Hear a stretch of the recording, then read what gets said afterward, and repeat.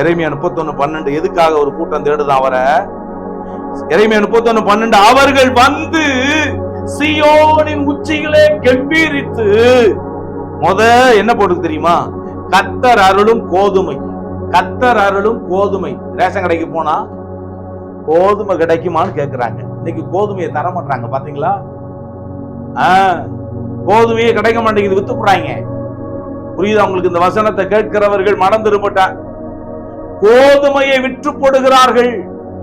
ஆனா கர்த்தர் அருளும் கோதுமை, திராட்சை ரசம், எண்ணெய், ஆட்டுக்குட்டிகள், கன்றுக்குட்டிகள் என்பவைகளாகிய இந்த நன்மைகளுக்காக அவரே சொல்லிட்டாரு, அப்பாவே சொல்லிட்டாரு. எதுக்காக முதல்ல மக்கள் கூட்டம் ஆண்டவர்கிட்ட வருதா? கர்த்தர் அருளும் கோதுமை. அப்பா அவர்கிட்ட போனோம்னா நல்ல கோதுமை கிடைக்கும்.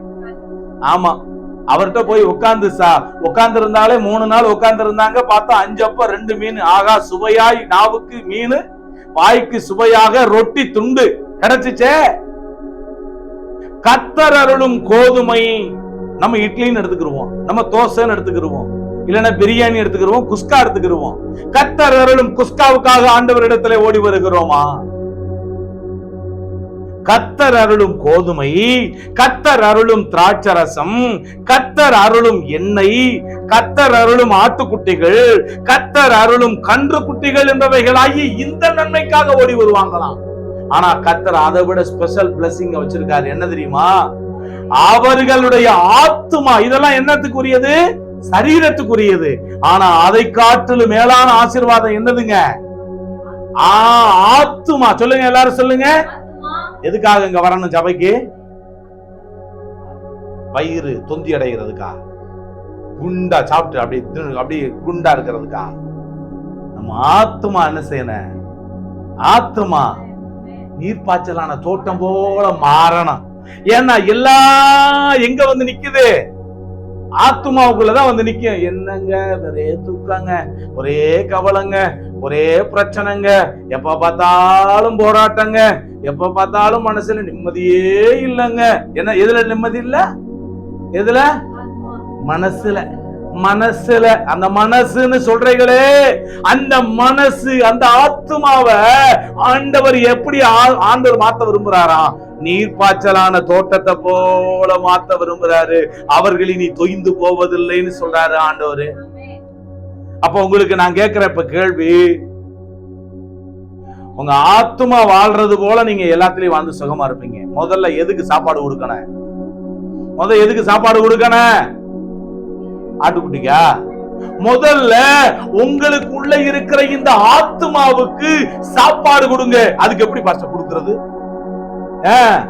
கர்த்தருடைய வசனங்களாகிய இந்த மன்னாவ, இந்த வானமும் பூமியும் ஒளிந்து போகும், வார்த்தைகள் ஒளிந்து போவதில்லைன்னு சொன்ன இந்த வசனத்தை இந்த ஆத்மாவுக்கு நீங்கள் சாப்பாடாக, ஆகாரமாக, உணவாக கொடுக்கும் போது இது எப்படி இருக்கும் தெரியுமா? கொழுத்து இருக்கும். ஆனா இத பெருசாக்கணும்னா இது படுத்துக்கிட்டு எந்திரிக்காது. இப்ப எதுக்கு முதல்ல சோறு போடணும் சொல்லுங்க எல்லாரும்? இப்ப எதுக்கு சாப்பாடு சாப்பிட வந்திருக்கிறீங்க? ஆத்துமாவுக்கு. சொல்லுங்க, ஆத்துமாவுக்கு. இந்த ஆத்துமாவுக்கு மாவாகி இந்த வசனத்தை தூக்கி உள்ள போடுங்க. முதல்ல நம்ம தேடுறதெல்லாம் எது தெரியுமா? கோதுமை, திராட்சை ரசம், ஆட்டுக்குட்டி, கண்ணுக்குட்டி, எண்ணெய். இதுதான். இத முதல் வரிசைப்படுத்தி வைத்திருக்கிறீர்களா? இல்ல உங்க ஆத்துமா திராட்சை தோட்டத்தை போல, அதாவது நீர்ப்பாய்ச்சலான தோட்டம் போல இருக்கணும்னு நினைக்கிறீங்களா? பிரியமானவனே, உன் ஆத்துமா வாழுகிறது போல நீ எல்லாவற்றிலும் வாழ்ந்து சுகமாயிரு. அப்ப முதல்ல நீங்க தேவனுடைய ராஜ்யத்தை தேடிட்டீங்கன்னா எல்லாத்துலயும் வாழ்ந்து எப்படி இருப்பீங்க? ஆளு ஜம்முன்னு இருப்பீங்க, சுகமா இருப்பீங்க, ஆசீர்வாதமாக இருப்பீங்க. தெரியுதா உங்களுக்கு? அடுத்த வார்த்தையை பார்ப்போம். ஏசாயா 55:1-3 வசனத்தை பாருங்க, நான் படிக்கிறேன். ஓ தாகமா இருக்கிறவர்களே, நீங்கள் எல்லாரும் தண்ணீர்கள் அண்டைக்கு வாருங்கள். இந்த உலகம் எப்படி அழைக்க தெரியுமா? ஓ தாகமா இருக்கிறவர்களே. எது மேல தாகமா இருக்கிறவர்கள்? சிலர் உபச்சாரத்தின் மேல தாகமா இருக்கிறார்கள், சிலர் மதுபானத்தின் மேல தாகமா இருக்கிறார்கள், சிலர் சினிமாவின் மேல தாகமா இருக்கிறார்கள், சிலர் பணத்தின் மேல் தாகமா இருக்கிறார்கள், சிலர் இந்த உலகத்தையே சொந்தமாக்கணும்னு தாகமா இருக்கிறார்கள். ஆனா நாம எது மேல தாகமா இருக்கணும்னா கர்த்தர் மேல. ஏன்னா பைபிள் சொல்லுது, நீதியின் மேல் பசி தாகம் உள்ளவர்கள் பாக்கியவான்கள், அவர்கள் திருப்தி அடைவார்கள். எது மேல தாகம் இருக்கணும் நமக்கு? ஆனா இந்த அரசாங்கம் என்ன சொல்லுது? ஓ தாகமா இருக்கிறவர்களே, நீங்கள் எல்லாரும் டாஸ்மாக் கடைக்கு ஓடி வாருங்கள். டாஸ்மாக் கடையில போய் குடிச்சு ஒரு நாளைக்கு நான்லாம் 200 ரூபாய் செலவழிச்சிட்டேன்னா, ஐயோ இன்னைக்கு 200 ரூபாய் செலவழிச்சுன்னா, அது நல்லதா செலவழிச்சா நான் சந்தோஷமா இருப்பேன். ஆனா வேற மாதிரி செலவழிச்சா, ஆஸ்பத்திரியில கொண்டு போய் கொடுத்தீங்கன்னு வச்சுங்க எப்படி இருக்கும்? ஆனா இவங்க சாதாரண 250 ரூபாய்க்கு கோட் வாங்கி அடிக்கிறாங்க.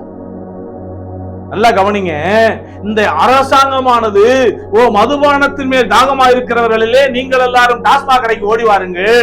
நீங்கள் குடித்து நீங்கள் உங்கள் கிட்னியை நீங்க கிட்னி என்ன செய்யுங்க, கிட்னியையும் உங்க நுரையீரலையும் உங்களுடைய கல்லீரலையும் சேதமாக்கிட்டு கடைசியில சீக்கிரமாவே செத்து போயிருங்கன்னு சொல்லிக்கிட்டு இருக்கு.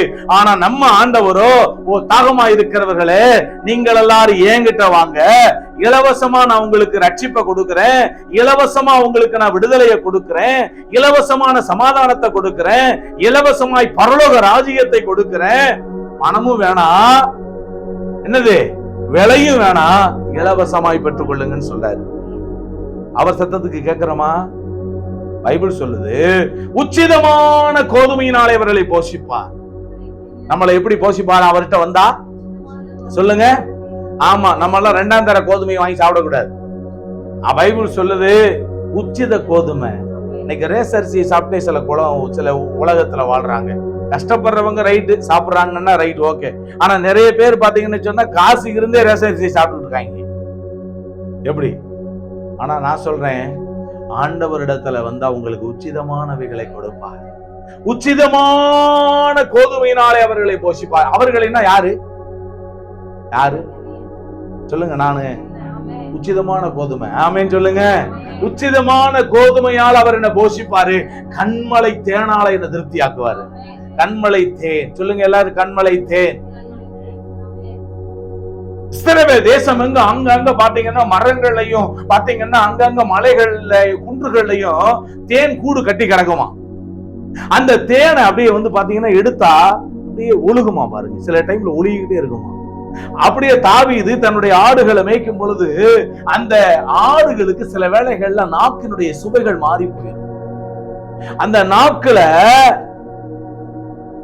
அந்த நாக்கு நம்ம நாக்க சில டைம்ல என்ன செய்யணும், நம்ம வார்த்தைகள் வரலன்னா நாக்க நல்லா வழியான்னு சொல்றோம்ல, அதே மாதிரி இந்த நாக்க இந்த ஆடுகளுக்கு சரிப்படுத்த என்ன செய்வாங்களாம், அந்த தேன் அடையை எடுத்து அதை அப்படியே பாத்தீங்கன்னு சொன்னா கண்மலை மேல அப்படியே பாத்தீங்கன்னா போட்டு விட்டுருவாங்களாம். அந்த கண்மலையில அந்த தேன் வடிகிறத இந்த நாக்கு போய் அந்த சொர சொரன்னு இருக்கிற அந்த பாறைகள் அந்த நாக்க வச்சு என்ன செய்யுமா அந்த ஆடு நக்கும். அப்படி பண்ண ஆரம்பிச்ச உடனே அந்த நாவினுடைய சுவை அரும்புகள் எல்லாம் தூண்டப்படுமா. அந்த ஆடு நல்லா அப்புறமா இலைதலைகளை நல்லா சாப்பிட ஆரம்பிக்கும். இப்படித்தான் நம்முடைய கண்மலையாமியின் ஆண்டவர் இயேசு கிறிஸ்து அவர் என்னன்னா கண்மலை தேனாக இருக்கிறார். அந்த தேனை நம்முடைய வாழ்க்கையில ஒவ்வொரு நாளும் நாம் ருசி பார்த்து நாம் சுவைக்கும் பொழுது நம்முடைய வாழ்க்கையினுடைய தாகமெல்லாம் மாறி போய் விடுகிறது. ஆமேன் சொல்லுங்க. எதை ருசிக்க விரும்புறீங்க? அதை சாப்பிட சாப்பிட சாப்பிட நம்ம கல்லீரல் கெடாது, இன்னும் சுகமா இருப்போம், ஆரோக்கியமாக இருப்போம். ஆமேன் சொல்லுங்க.